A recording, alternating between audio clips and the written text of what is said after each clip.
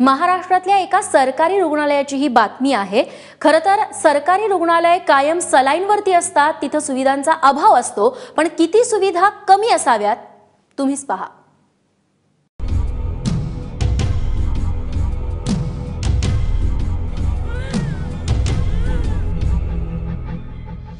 ऐन उन्हाळ्यात 42-43 डिग्री तापमानात परंड्याच्या उपजिल्हा रुग्णालयातले 20 पैकी 13 पंखे बंद आहेत।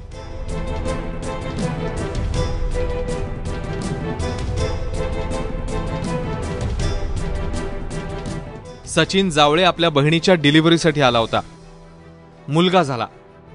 मुलाला उष्णतेचा त्रास होऊ लागल्यानं सचिनने 7000चा नवा फॅन आणून बाळाशेजारी बसवलाय। सुमित्रा सुतार मुलीला डिलिव्हरीसाठी आणतानाच फॅन सोबत घेऊन आल्या होत्या। अर्चना कोळगेंचं कुटुंब नियोजनाचं ऑपरेशन झालं। पत्नीला बंद फॅनचा त्रास होऊ लागल्यानं पतीने नवा कोरा कूलर खरेदी करून खाटे शेजारी लावलाय। संध्याकाळी आल्यानंतर रात्रभर उकाड्यात जास्त बाळाने दम काढला नाही, म्हणून आम्ही दुसऱ्या दिवशी फॅन आणला घरून। आणि सारखं लाईट जाते त्याच्यानं पण दम काढत नाही। इतक्या गरिबीच्या हालाकीच्या परिस्थितीमध्ये जर असा विषय जर उपलब्ध झाला असेल तर मग आम्हाला कर्ज काढून कूलर आणण्याशिवाय पर्याय राहिला नव्हता, म्हणून मी कर्ज काढून कूलर आणले। रुग्ण भरती होताना पांघरुणाच्या वळकटी सोबतच घरूनच पंखे आणि कूलर घेऊन रुग्णालयात येत आहेत। नादुरुस्त पंख्यामुळे रुग्णांची, खास करून प्रसूतीसाठी आलेल्या महिलांच्या अंगाची लाही होतीये। रुग्णांनी घरून आणलेले 16 पंखे आणि 4 कूलर सध्या रुग्णालयात हवा घालतायत। ऑपरेशन करे उस दिन सलाइन लगाए, बुलाने गए तो जल्दी टाइम पे सिस्टर सलाइन काटती नहीं, और बाथरूम इतना गंदा है कि जाने को तक नहीं दिल बढ़ता। पानी घर से लाते हम पीने को, फैन नहीं थे करके घर से फैन मंगाए। ये लोग यहाँ के सुन रहे नहीं, मान रहे नहीं।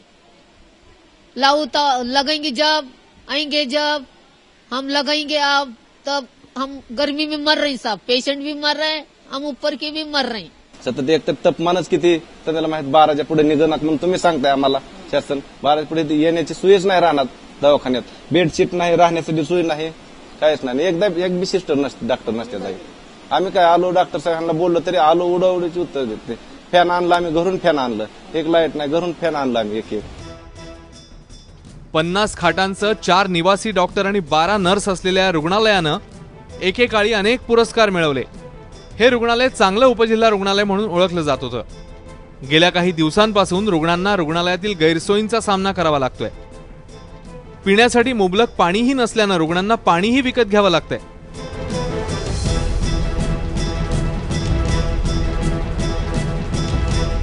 फॅन जुन्या अवस्थेतले आहेत, त्याच्यामुळे बऱ्यापैकी जळतात, बंद पडतात, परंतु त्याच्यासाठी इलेक्ट्रिशियन नेमलेला आहे आपण, आणि तो व्यवस्थित येऊन करतो। आता काही वेळेस प्रॉब्लेम येत असेल, बऱ्याच वेळा वाढवर लोड असतो, सगळे फॅन चालू असतात, तसं लोड जर आला तर ते बंद पडतात कधी कधी।